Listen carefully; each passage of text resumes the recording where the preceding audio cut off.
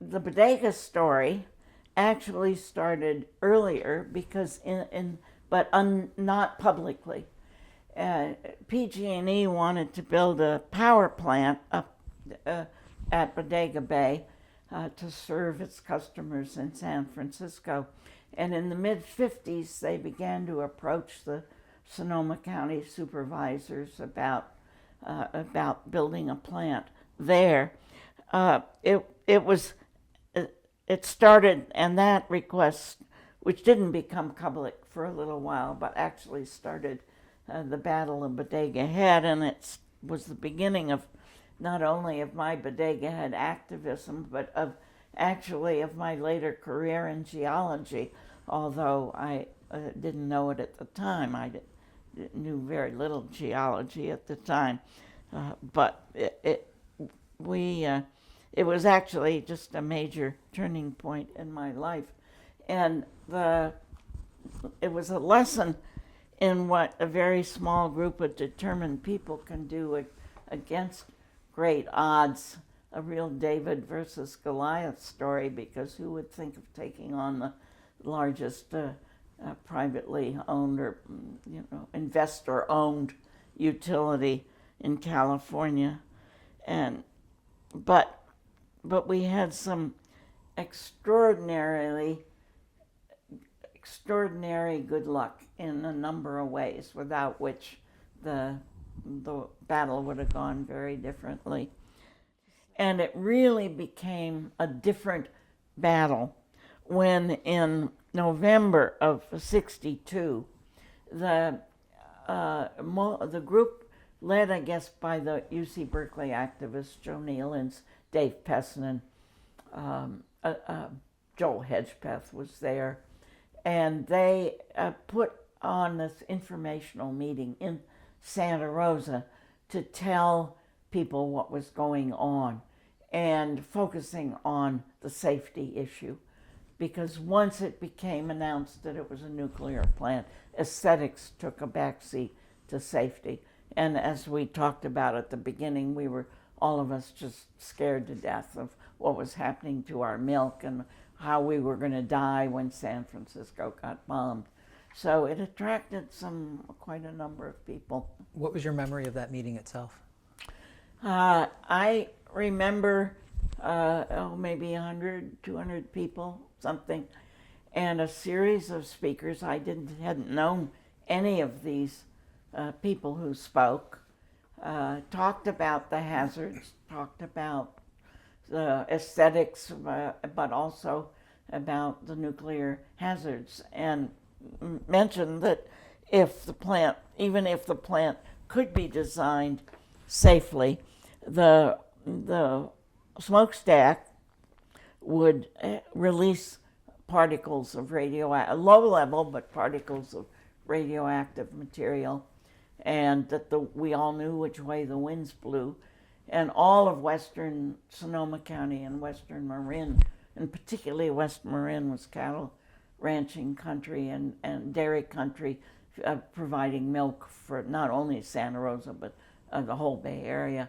And the idea of iodine-131 and strontium-90 particles coming out of that power plant out there, getting in, it would make all the milk toxic. So there was a lot of interest in what the local impact would be, and that's how they publicized it. And by that time, there had also been, I think, some accidents. I forget now the timing. There'd been some deaths from these accidents, but... And nuclear testing was happening in Nevada that was still open air. This is before the Limited Test Ban Treaty had been signed. And it was clear that there were radioactivity getting up into the air. I mean, it was you couldn't think of a worse time to try to build a nuclear power plant in a rural, dairy-oriented county like Sonoma. On a fault line. On a fault line. But again, we didn't think that was right. A very big fault line. So the meetings, the way I'm hearing you paint it, was informational, and some of the information was harrowing. It was very scary, But the most interesting thing, it was after Pessin and Hedgepeth and Cordham and others, Neelands, I forget now who all spoke. But they did a good job. They were used to lecturing and all. But there was a man at the back of the room, Alexander Grendon. He was standing at the back. I was maybe 2/3 of the way in the back, and I remember this voice from the back. And Alexander Grendon was the coordinator of California's Office of Atomic Energy Development and Radiation Protection. If there was ever an oxymoron, that was it. This was a state employee. He was a state employee, ahead of what was in effect the local AEC, the local state counterpart to the Federal Atomic Energy Commission, of which Glenn Seaborg was chair. And this is during Governor Brown, Pat Brown, Jerry Pat Brown's father's governorship of California. As far as I remember, yeah. Yeah. Yeah, it was 62. Well, and Alexander Grendon was doing his duty, and he got up and came up to the front. He wasn't on the program.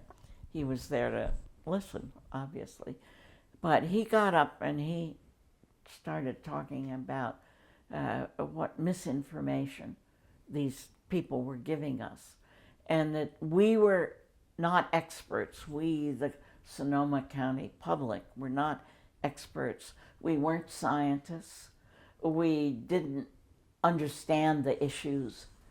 And the people who spoke to us were misrepresenting what was being said, and that it was really, and of course I think he must have said the plant would be a good thing for all the reasons that he could think of. But the main point that stuck in my mind was when he said that we, the public, were not experts, and we should leave it to the experts, to those who really understand nuclear energy and how good it would be. You know, and here I am, four little kids, worried about milk, and somebody's telling me I don't really need to sit there and be concerned because the experts would take care of it and I should leave it to them. I got awfully mad. And you could hear the whole group. I don't think there were many proponents of nuclear power in the audience. There may have been some.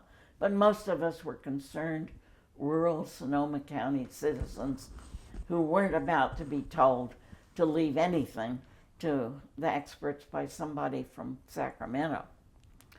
And there was an uproar, I remember. You know, I remember feeling like shaking my fist at this bastard who was telling me that my children's health wasn't something I should worry about.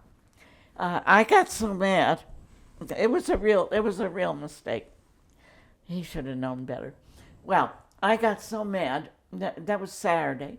And a Sunday morning, I had planned to come down to Berkeley Friends meeting, where I was still attending and coming down. And Dave Pessin lived up on Durant and in an apartment. And I came down early. I forget when meetings started, 10 or something. But early Sunday morning, I banged on his door. He was still asleep. And You went to his house? I went to his house. And I guess I must have asked after the meeting where he lived. And I guess what I did was to go up and offer my help right that night to find out where I could talk to Dave. I don't think he expected me at 8 o'clock in the morning or 9 o'clock or whenever it was. But I was very, very angry. And must have gotten his address up on Durant, just short of whatever it is, near campus, top of Durant. And I knocked on his door and said, "How can I help? What can I do? This is outrageous." I don't remember what he mumbled in his sleep, but we did get in touch, and that's how I became the Sonoma County coordinator of what became the Northern California Association to Protect Bodega Head and Harbor. And if ever there was a name that was dreamt up on a Friday night after too many beers, that was it. But that's how I got involved after that meeting. And many other people. You know, it was, Brendan, bless his heart, stirred up a hornet's nest, and I'm not sure that if he hadn't said that, it would have moved forward the way it did. Probably, but more slowly. Anyway, that was my involvement, and little did I know at the time that it would also change my life and lead to my career eventually as a geologist.